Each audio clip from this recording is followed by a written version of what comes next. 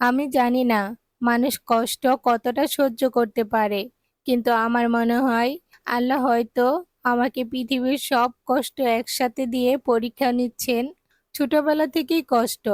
একটা সুন্দর জামা চাইতাম, বাবার কাছে টাকা থাকতো না। ক্লাসে বন্ধুরা নতুন ব্যাগ নিয়ে আসতো, আমি পুরনো ছেঁড়া ব্যাগ নিয়ে বসে থাকতাম। শিক্ষক রাগ করে বলতেন, পড়াশোনার মন নেই তোমার? কিন্তু তারা জানতেন না আমার মাথা পড়ার থাকে না, কারণ খালি পেটে আমি অক্ষর মুখস্থ করতে পারি না। যত বড় হচ্ছি তত কষ্টও বাড়ছে। চাকরির জন্য দৌড়াচ্ছি, হাজার দরজায় নক করেছি, কেউ চাকরি দিল না। কেউ বলল তুমি অযোগ্য, কেউ বলল তোমার পরিচয় নেই, সুপারিশ নেই। আমি রাতে একা একা কেঁদেছি, ভাবতাম আমার কি কোনোদিনও নিজের একটা পরিচয় হবে না। বিয়ে হলো আমার, মনে করেছিলাম স্বামী হবে আমার ভরসা, আমার সুখের ঠিকানা। কিন্তু সেখানেও পেলাম অবহেলা। সে শুধু শুনতো মায়ের কথা, আমার দিকে তাকাতোও না। একই বিছানায় ঘুমাতাম, কিন্তু মনে হতো আমি একা। সে আমার স্বামী হলেও আমার ছিল না। কষ্টের সাথে লড়াই করতে করতে আমি শুধু ভেবেছি, মানুষের জীবনে কি কোনোদিনও সুখ আসে না?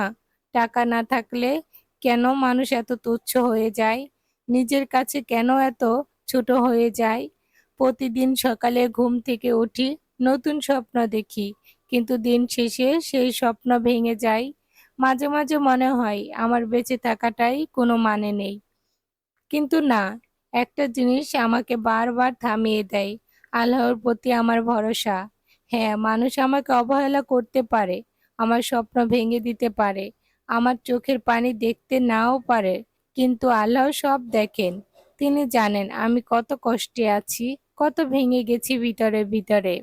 তাই আমি আজও বেঁচে আছি শুধু একটা বিশ্বাস নিয়ে, হয়তো আজ না কাল, কিন্তু একদিন নিশ্চয় আল্লাহ আমাকে সফল করবেন। হয়তো সেই দিনেই আমি হাসবো, যেদিন আমার চোখের পানি শুকিয়ে যাবে, যেদিন সবাই বলবে এই মানুষটা এত কষ্ট পেয়েও হার মানেনি। আজ আমি কষ্টে আছি, কিন্তু কাল একদিন সুখী হবই, কারণ আমি বিশ্বাস করি আল্লাহ কাউকে চিরকাল কষ্টে রাখেন না। ভিডিওটা ভালো লাগলে লাইক, কমেন্ট, শেয়ার আর চ্যানেলটি সাবস্ক্রাইব করে সাথে থেকো।